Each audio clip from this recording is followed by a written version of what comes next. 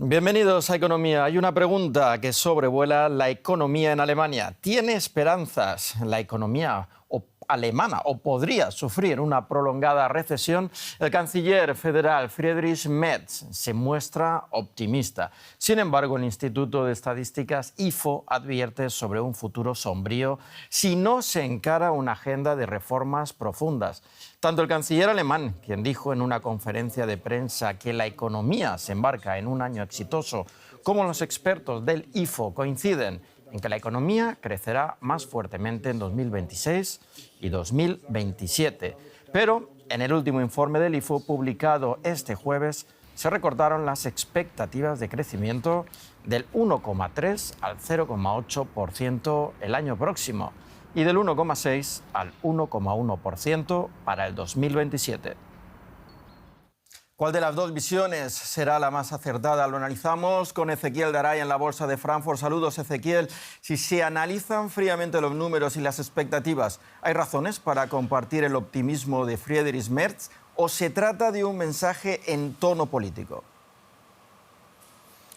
Parece más esto último, un mensaje político, Paco, porque la economía apenas va a crecer 1/10 este año y, como decías, el crecimiento va a ser magro, según el IFO, el año próximo. El IFO demuestra cómo, si bien va a crecer mucho la inversión pública va a crecer 3 veces más rápido que la inversión privada. Y la inversión pública, ellos lo demuestran con números, no genera la productividad y el crecimiento de la inversión privada. Los 180.000 millones de euros que se van a invertir en defensa y en infraestructura el año próximo representan 4,5 puntos del Producto Bruto que se extraen del sector privado a través de impuestos o de deuda, que son futuros impuestos.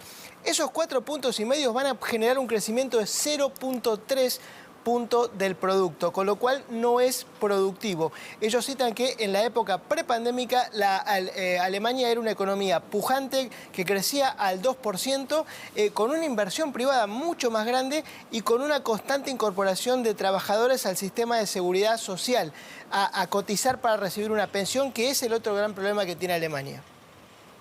Tanto el IFO como muchas cámaras empresariales piden reformas de fondo. ¿Cuáles son las reformas más urgentes que necesita la economía alemana y qué tan viable es que se lleven adelante?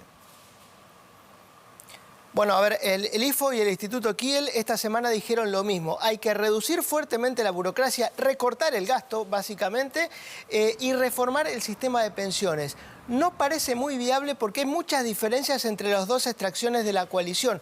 Los conservadores estaban, por ejemplo, a favor de una reducción, de una reforma del sistema de pensiones mucho más radical, extendiendo, por ejemplo, la edad de jubilación, y esto no es aprobado por los socialdemócratas, con lo cual es muy poco probable que esto avance rápidamente. Y el sistema de pensiones es el punto clave de las reformas. ¿Por qué? Porque si la economía no crece durante muchos años, según ellos los salarios no van a sufrir, porque van a faltar trabajadores, con lo cual va a haber una escasez de trabajadores que va a sostener los salarios. Pero en los próximos 10 años se van a incorporar 4 millones de personas al sistema de pensiones. Esto en una economía que no crece es una bomba de relojería. ¿Qué es lo que ocurre? Que según las encuestas, los votantes más jóvenes son los que están a favor del recorte, de la reducción de la burocracia, de una motosierra. Pero los votantes de más edad no avalan esto. ¿Y qué pasa? Bueno, la base que vota a la CDU, CSU y al SPD son votantes de más edad y Alemania tiene una población envejecida, con lo cual las reformas necesarias no son populares. Gracias, Ezequiel, desde la Bolsa de Frankfurt. Italia vivió este viernes una jornada de huelga general en protesta contra los presupuestos del gobierno de Giorgia Meloni, por lo que muchas dependencias públicas interrumpieron sus actividades, entre ellas escuelas, hospitales y oficinas de correos. También el transporte público resultó afectado. Los trabajadores organizaron grandes marchas en la capital, Roma. La principal organización sindical del país rechaza el proyecto de recortes y alega que este no solo traerá desventajas en las condiciones laborales y de vida de los trabajadores, sino que afectará también a los jubilados y a los jóvenes. El plan de presupuesto deberá someterse a voto en el Parlamento antes de concluir el año. Y Chile elige un nuevo presidente o presidenta este domingo, y pese a su fortaleza económica actual, varios son los retos con los que se va a topar el próximo inquilino del Palacio de la Moneda. Desigualdad, aranceles, salario mínimo, gasto público. Y los dos candidatos tienen unas propuestas muy diferentes para atajar estos problemas. Veamos.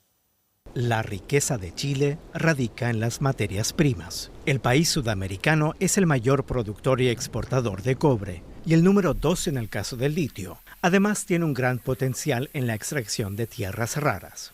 Estas materias primas son altamente cotizadas a nivel mundial.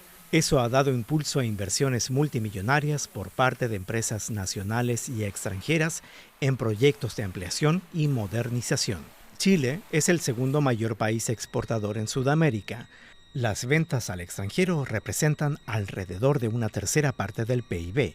También productos agrarios y forestales como madera, pescado y vino juegan un papel destacado. La economía chilena, una de las más estables en la región.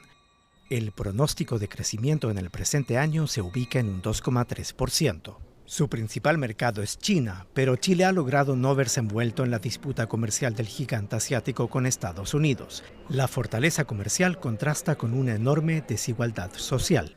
De cara al balotaje, la candidata del Partido Comunista y ex ministra de Trabajo, Janet Jara, apuesta por fortalecer los derechos de los trabajadores y quiere aumentar el salario mínimo un 45% a casi 700 euros. El candidato ultraconservador José Antonio Kast promete, por su parte, un recorte fiscal multimillonario, la eliminación de regulaciones y una considerable reducción del gasto público. Y para saber más sobre los asuntos económicos que preocupan a los chilenos, conectamos ahora con Jaime Ruiz Tagle, profesor del Departamento de Economía de la Universidad de Chile. Muchas gracias por atendernos. ¿Cuál es la situación económica que se va a encontrar el próximo presidente o presidenta de Chile? ¿Cuáles son los principales retos? Hola, buenas tardes.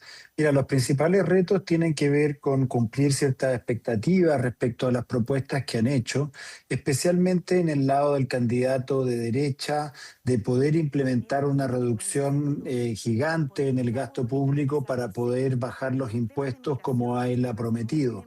Eso va a generar una tensión importante en el aparato legislativo. Hoy día ya ocurrieron las elecciones parlamentarias y hay una mayoría de derecha, por lo tanto la candidatura de derecha, si es que sale electa, va a tener alguna facilidad para poder implementar alguna medida. Sin embargo, lo que ha prometido es excesivamente grande para lo que los analistas han consensuado como algo realmente factible en los próximos años. Por otro lado, la candidata del partido, digamos, de la centroizquierda y de origen, digamos, en su partido comunista, ha presentado un programa que en lo medular es esencialmente un programa socialdemócrata con un foco en crecimiento económico, pero con un cuidado particular de los trabajadores y de una búsqueda de mayor igualdad entre los distintos grupos socioeconómicos. Entonces, el mayor desafío que tiene ella es poder consolidar eventualmente el crecimiento económico que se ha ido recuperando durante el gobierno actual después de la pandemia y poder sobrellevar las incertidumbres internacionales asociadas a la guerra arancelaria que ha lanzado, digamos, Estados Unidos. ¿Y cuáles son las propuestas de ambos candidatos para enfrentar estos asuntos económicos, asuntos como la subida del salario mínimo, la reducción del déficit fiscal, por ejemplo? En el caso del candidato de derecha, Kast, lo que él ha buscado es prometer una baja importante del gasto público en diversas áreas, tanto a nivel de las pensiones, lo que ha generado una dificultad importante, como en la reducción de programas sociales considerados como ineficientes. Hay una discusión grande relacionada con la eficiencia del Estado y él ha prometido una rebaja enorme, digamos, en el gasto público. Lo que es difícil probablemente de implementar en el corto plazo.